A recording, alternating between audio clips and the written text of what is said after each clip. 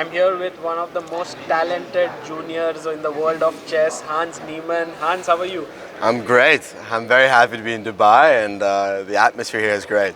Hans, on one hand, you're pumping up your rating, yeah, like from 2600 now you're 2645. Yeah, 2645.2. Yeah. Unbelievable. And you're now what? The brand ambassador of PlayMagnus Group? Yes, yes. So that's something that's going to be announced pretty soon.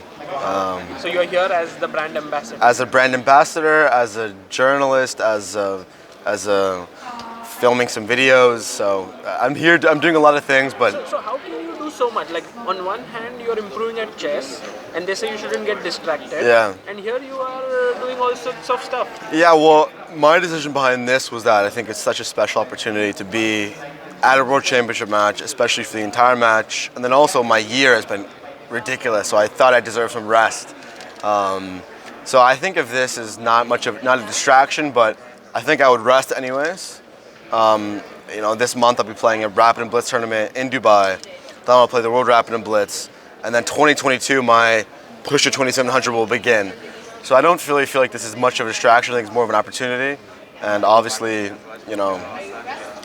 I think I can learn a lot from following this match very closely. For sure. Yeah. We would like to get your insights on the opening of the third Yes, game. so we can move the Yes, pieces. Yeah, yes, I would absolutely. like to see here on the board. This is the fact that this is repeated is really interesting because I've analyzed this like myself a lot. So E4, E5, knight E3, knight C6. I think my computer is actually broken. If my computer was working, I'd go to like my computer, check my file, and be like, okay, I've analyzed this. So bishop E5, A6, bishop A4, knight F6. So basically, they repeated the Marshall castles, bishop E7, rook E1, B5, bishop B3 castles. So this is obviously the Marshall. The main line is C3, D5, and we sacrifice this pawn. Knight takes E5. Yeah. And this is Which Nepo does not want to which go. Nepo doesn't want to. So there are like so many moves here. Like we saw H3 in the first game, which is like an anti-Marshall. This is honestly, from my analysis, a very challenging move. But if you know it, it's not that big of a deal. A4, this is quite a popular move as well. And I've played many games in this line. And the two main moves are bishop B7 as Magnus played, but also B4.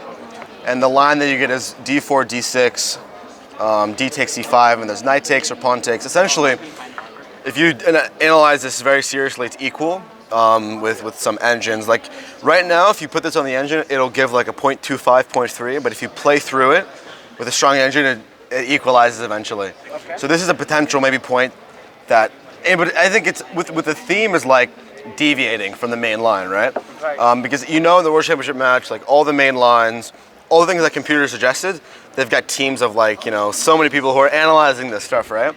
So with bishop B7, I've played this, as well, D3, what is the point of D3 here? Because can you not do something different like C3 or can you... Yeah, so you don't really mix C3 and A4 because now a move like knight A5 could be potentially very strong. Bishop C2? And then you want to go D5. And if takes, E4. So these types of ideas are very thematic. Maybe not this specifically, but it's just a little bit loose. Right. So if you're going to play A4, you want to solidify this structure. With D3. Because the entire point is like C3 is again also inviting. Like you could even just go D5 Right. potentially. Like D5 is probably the best move because if you take, knight takes, rook takes, knight F4 is like knight F4 is like game over almost, right? With knight D3, G2. So basically, there's different sort of ways to. Essentially, you're stopping D5, you're closing the position, and you're arguing that you have some like positional pull or positional idea. So with D6, essentially you're protecting this so you can play here. So here there's a lot of moves. Bishop D2 is a move. Knight C3 is a move. And then knight D2 is also a move. So here are the main line from my knowledge is you play knight A5. I think I had a game here. Bishop comes back to E2. You play C5. Now Taking the A4 pawn is just pointless. Yeah, it's pointless. Knight Yeah. C4 or something. Now the move is knight F1, and then you play bishop C8, knight G3, bishop B6, and this is sort of well-known theory that's been analyzed. And I think I even had a game against Alexander Fear in the Sunway Sitges last year when it became actually the last round, and I played this. I had a great position. Unfortunately, I choked the game, but the analysis here is that this is regarded as like, knight g5 is possible, bishop g5 is possible. Anyways, it's super theoretical. But essentially this is what I expected. And to get the position with knight d2, to play rook e8 is sort of, in some respects, inviting like knight g5, rook f8, knight f3. Which Nepo won't do. Yeah, it's maybe a psychological ploy. So then here Let's say after your same plan, knight f1. Yeah, so I believe knight f1 was played. Then he played h6, I believe. I don't have I'm trying to look over at the FIDE broadcast to get the correct moves. But I guess this is a very common idea in this opening to sort of bring the bishop back, maneuver with g6, bishop e7. Essentially, this entire position is centralized or based on the idea of breaking with d5. And it's key sort of the circumstances under which you break with d5, and then if you have some weaknesses, because this bishop and knight, it's sort of a little bit awkward, right? Like this bishop on e6 would be great. So it's essentially like a battle for space. So it looks like h6 was just played, and it's really interesting to analyze this from like a theoretical perspective, because in this position, the question is like, was rook e8 preparation? Because my thought process is like, okay, if I know knight a5, c5, and bishop a2, and all this theoretical knowledge, like if, sure, this is like an opening I'm an expert in, I feel like Magnus should know it, right? And I'm pretty sure Magnus has played it before. But Magnus played this very quickly, right? So yes, semi-quickly, right? But he was thinking, right? Like it wasn't quick enough to where it's like an instinctual reaction. My theory is that he knows this position very well, as Magnus should. And he was deciding whether to play knight a5, I think queen d7 is an idea, or rook e8. And I think he was approaching it from a psychological perspective. He's trying to probably think, okay, if I play knight e2, bishop a2, c5, he's probably thinking to himself, okay, Jan is going to be extremely well prepared here. He's going to go super deep. He's going to have some ideas. Maybe I'm going to be in trouble.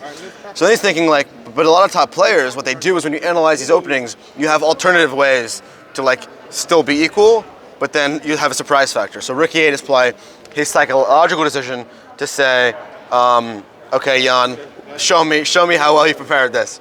So after knight f1 to h6, which is an interesting. Usually, with the knight coming to g3, you might want to play g6. But I guess the point is after here, bishop f8 is going to be breaking with d5 immediately. But if I get knight f5, you can't get g6 now, right? You can't. But then I think you might want to go. You might go d5 immediately.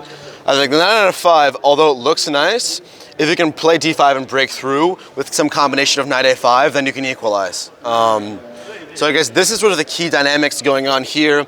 This is how he's decided. I don't think this is the optimal way to play this according to the computer, but I think that trusting Magnus, being Magnus, and Magnus having an amazing team, I think this is an alternative way to equalize, and it'll put Jan to the test for sure. So you think that this game is also going to be an exciting one, not a short draw? No. This is going to be extremely dynamic, extremely complex, and I think we're really going to see, if this goes well for Magnus, this is going to be like the third big opening win in a row. And I think that is super impressive. And I think if Magnus can like have 3 games in a row where every single opening he's like surprising Jan with either color, then that's going to be something really impressive. So you think the first 2 games went Magnus's way? In the opening? No. There's no debate regarding that. In the first game. The first one, it seemed like Jan was pressing a bit. No. These positions are, maybe the computer will give an advantage, but if a human plays it out, like, as a Roy Lopez player, as this being my main line, I've analyzed a lot of these pawn sacrifices, and just in general, the pawn sacrifice on a practical level, once you play it out, the advantage the computer gives just slowly decreases. So I think that's some like sort of neural network analysis that Magnus is doing, and I have some experience with. Unbelievable. And you being a part of PlayMagnus, does that mean that you will be in some way preparing with Magnus? Maybe, I wouldn't say no to that. I think I'll be more of an ambassador, and they're sort of supporting me in my chess career, helping me reach the top. It's been phenomenal. We are so happy that this is happening, especially because, as you said, you didn't have a trainer. You worked on your own. Yes. You reached 2600, now 2645, moving towards 2700. sky's the limit for you. Yes, I'm glad to have an organization that believes in me and that is supporting me, and I definitely think I might be getting a coach soon. I'm working on that. I'll keep that a secret for now, but I'm sure you'll be hearing about. Sure. We would love to know that. Yes. Okay, Hans, pleasure talking to you, and thank you so much for this update. Great, thank you.